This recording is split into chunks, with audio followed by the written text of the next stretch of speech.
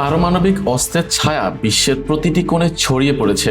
Iran থেকে মধ্যপ্রাচ্য, Europe ও পূর্ব এশিয়ায় শক্তির প্রতিযোগিতা তীব্র হচ্ছে।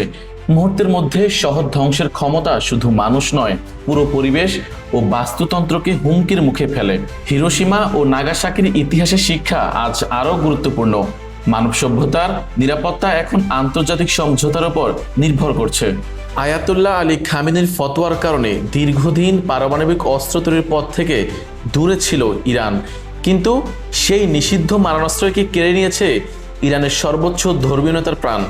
এখন প্রশ্ন উঠেছে, ইরান কি আর আগের অবস্থানে থাকবে, নাকি যুদ্ধের পর পারমাণবিক অস্ত্র তৈরিতে ব্যস্ত হয়ে পড়বে? যুক্তরাষ্ট্র ও ইসরায়েলের সঙ্গে চলমান উত্তেজনা প্রেক্ষাপটে অনেকের ধারণা, যুদ্ধ চলাকালীন বা যুদ্ধ শেষ হওয়ার পর ইরান দ্রুত পারমাণবিক অস্ত্র তৈরির দিকে এগোতে পারে, কারণ দেশটির প্রযুক্তিগত সক্ষমতা ইতিমধ্যেই এমন পর্যায়ে পৌঁছেছে যেখানে সিদ্ধান্ত নিলেই স্বল্প সময়ের মধ্যে তারা সেই লক্ষ্য অর্জন করতে পারে। একই সঙ্গে একটি বিতর্কিত ধারণাও আলোচনায় রয়েছে। ইরানের সম্ভাব্য স্বল্প পাল্লার পারমাণবিক সক্ষমতায় কি তাদেরকে যুক্তরাষ্ট্র ও ইসরায়েলের মতো শক্তিশালী রাষ্ট্রের মুখোমুখি দাঁড়িয়ে টিকে থাকার আত্মবিশ্বাস দিয়েছে? যদিও এ দাবির পক্ষে নিশ্চিত প্রমাণ নেই, তবুও ইরানের সামরিক অবস্থান যে শক্তিশালী তা অস্বীকার করার সুযোগ নেই।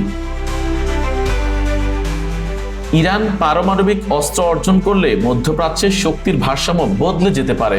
এতে আঞ্চলিক আধিপত্য প্রতিষ্ঠার পথ তৈরি হবে বলে আশঙ্কা করা হচ্ছে। পাশাপাশি সৌদি আরব সহ অন্যান্য দেশও পাল্টা পারমাণবিক কর্মসূচিতে ঝুঁকতে পারে, যা পুরো অঞ্চলকে আরো অস্থিতিশীল করে তুলবে।